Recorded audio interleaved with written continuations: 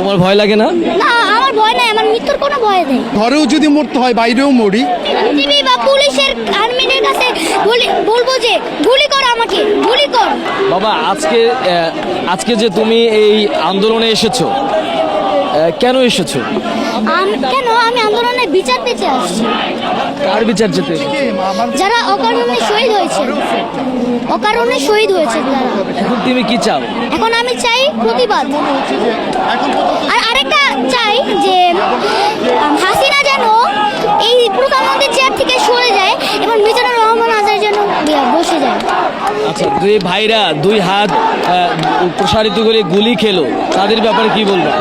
তাদের ব্যাপারে বলবো যে তাদের ব্যাপারে বলবো যে দোয়া করি যারা যেন জান্নাতবাসী হন, আর হাসিনা যেন জাহান্নামবাসী হোক। কারণ সে যে অকারণে মানে বলেছে, সে কিন্তু একটা মিথ্যা কথা বলেছিল। প্রথমে বলেছিল যে রাজাকারের বাচ্চারা কোটা পাবে না, মুক্তিযোদ্ধারা পাবে বলবে। আর আবার পরে বলছে যে আমি কি তাদেরকে রাজাকার বলেছি? তারা নিজেই রাজাকার বলছে। তাহলে সে কেন বলল মিথ্যা কথাটা? তুমি কি তোমার ভাইদের মতো বুক প্রসারিত করে দেবে? আমি অবশ্যই করতে চাই, আমি অবশ্যই করব। চাইলে আমি জীবনও দিতে রাজি আছি। জীবনে দিতে রাজি আছো? তাহলে আজকের এই আন্দোলনে কাকে নিয়ে এসেছো? আমার বাবাকে নিয়ে এসেছি। বাবার সাথে এসেছো? বাবা তোমাকে এখানে নিয়ে এসেছে? হ্যাঁ। তোমার ভয় লাগে না? না, আমার ভয় নাই, আমার মৃত্যুর কোনো ভয় নেই। কেন ভয় নাই?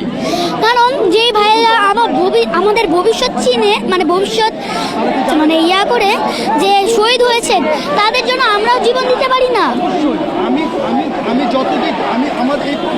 দর্শক, আপনারা দেখছিলেন যে আসলে এই আন্দোলনটি আসলে কোন পর্যায়ে গিয়ে পৌঁছেছে, সেটি এরকম একটি ছোট বাচ্চার কথাই আসলে কিন্তু বোঝা যাচ্ছে যে এখন এই আন্দোলনটি আসলে যেমন শিশু থেকে বৃদ্ধ আসলে সব পর্যায়ে কিন্তু এই আন্দোলনটা আসলে ছড়িয়ে পড়েছে।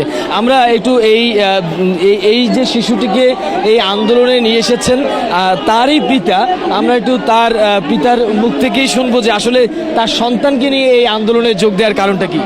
আচ্ছা, আপনি তো আপনার সন্তানকে নিয়ে এই আন্দোলনে এসেছেন, আসলে এতটুকু বাচ্চাকে নিয়ে আসলে আন্দোলনে আসার কারণ? আচ্ছা, মূলত এর কারণটা হচ্ছে আমরা তো ঘরেও সেফ না, সুতরাং ঘরেও যদি মরতে হয় বাইরেও মরি, সেই চিন্তা থেকে। আর আরেকটা ব্যাপার হচ্ছে, আমার ছেলে যখন রংপুরে আবু সাইদ শহীদ হন, তখন ওই ভিডিওটা দেখে সারা রাত কান্না করেছে আর বসে এই ছেলেটাকে কেন মারছে। তখন আমি তাকে বুঝাইছি, বুঝানোর পর সে আমাকে বললো, বাবা এই আন্দোলনে যখনই মিছিল হবে তুমি আমাকে নিয়ে যাবা।